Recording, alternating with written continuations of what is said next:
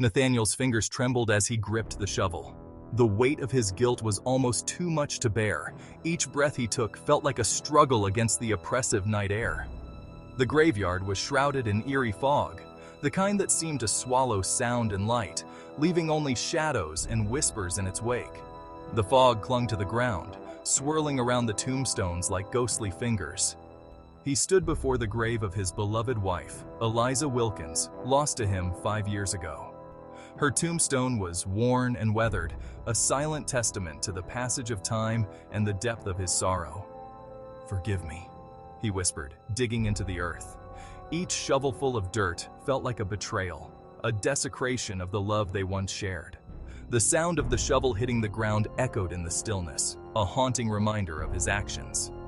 His addictions had driven him to rob graves, but tonight he was desperate. Desperation had a way of stripping away the layers of humanity, leaving only raw, unfiltered need.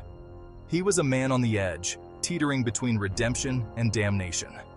As he opened her casket, Eliza's decayed eyes shot open. The sight was both horrifying and mesmerizing, a grotesque reminder of the finality of death and the fragility of life.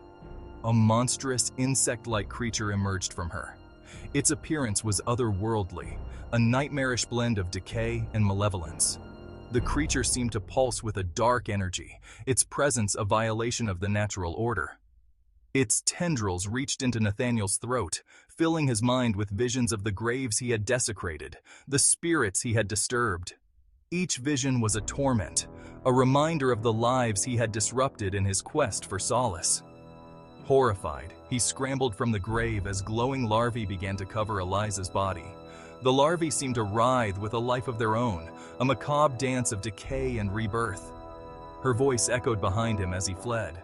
It was a voice filled with sorrow and accusation, a spectral reminder of the love he had lost and the guilt he could never escape. Finally, at the edge of town, he collapsed beneath an oak tree. The tree stood as a silent sentinel, its branches reaching out like comforting arms.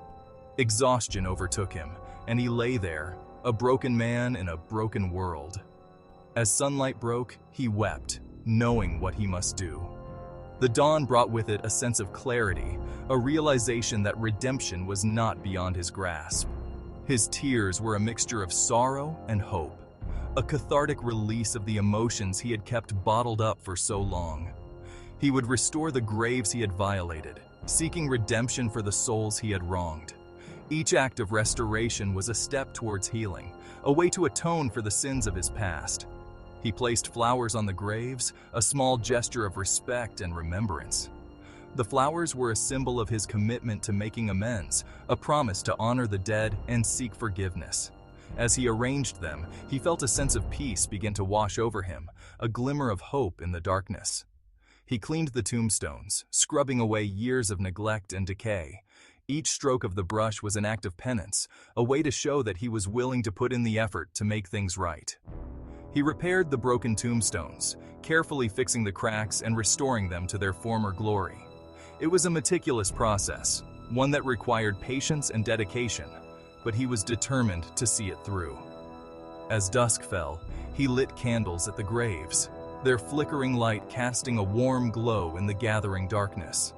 The candles were a beacon of hope, a reminder that even in the darkest of times, there was still light to be found.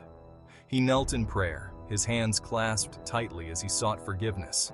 The act of praying brought him a sense of solace, a connection to something greater than himself.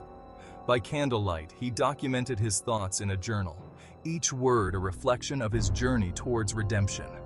Writing became a way for him to process his emotions, to make sense of the turmoil within. The journal pages filled with his writing were a testament to his commitment to change, a record of his struggles and triumphs. Each entry was a step towards healing, a way to hold himself accountable. He placed the journal on Eliza's grave, a final act of closure. It was a way to share his journey with her, to let her know that he was trying to make things right. As the sun set, he walked away from the graveyard, a sense of peace settling over him. He knew that his journey was far from over, but he was ready to face whatever came next with a renewed sense of purpose. He looked up at the stars, their distant light, a reminder of the vastness of the universe and the smallness of his own existence. The stars seemed to whisper promises of hope and redemption, a celestial reassurance that he was not alone. He walked through the quiet town, the streets empty and silent. The town felt different now, less like a place of sorrow and more like a place of possibility. He entered his small house, the familiar surroundings bringing a sense of comfort. It was a place where he could begin anew, where he could start to rebuild his life. He sat by the fireplace, the warmth of the fire a stark contrast to the coldness of the graveyard. The fire crackled and popped, a soothing sound that lulled him into a state of calm. He looked at a photograph of his wife, her smiling face a reminder of the love they had shared. The photograph was a cherished memory, a connection to a time when life was simpler and happiness was within reach. He placed the photograph on the mantle, a place of honor where he could see it every day. It was a way to keep her memory alive, to remind himself of the love that had once been the center of his world. He began to write a letter, the words flowing from his pen with a newfound sense of purpose. The letter was a message of hope, a promise to himself and to Eliza that he would continue to seek redemption. He sealed the letter in an envelope, a tangible representation of his commitment to change. The act of sealing the envelope felt final, a way to solidify his intentions. He placed the letter in a drawer, a safe place where it would remain until he was ready to send it. The drawer was a repository of his hopes and dreams, a place where he could keep his most cherished thoughts. He lay down in bed, the weight of the day's events finally catching up to him. As he closed his eyes, he felt a sense of peace wash over him, a feeling that he was finally on the right path. His face relaxed into a peaceful expression, the lines of worry and guilt softening as he drifted into sleep. For the first time in a long while, he felt a glimmer of hope for the future. As the first light of dawn illuminated the town, a new day began. It was a day filled with promise, a chance for Nathaniel to continue his journey towards redemption. He woke up and stretched, greeting the new day with a sense of purpose. The journey ahead was long, but he was ready to face it with determination and hope. He walked towards the graveyard with tools in hand, ready to continue his work. Each step was a testament to his resolve, a promise to himself and to the souls he had wronged. He tended to the graves with care, each action a step towards making amends. The work was hard, but it was also healing, a way to find peace in the midst of his turmoil. He placed flowers on the graves, a gesture of respect and remembrance. The flowers were a symbol of his commitment to honoring the dead and seeking forgiveness. He stood in front of his wife's grave, a sense of peace settling over him.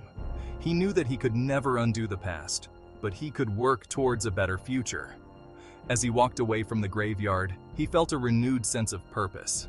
The journey towards redemption was far from over, but he was ready to face it with hope and determination.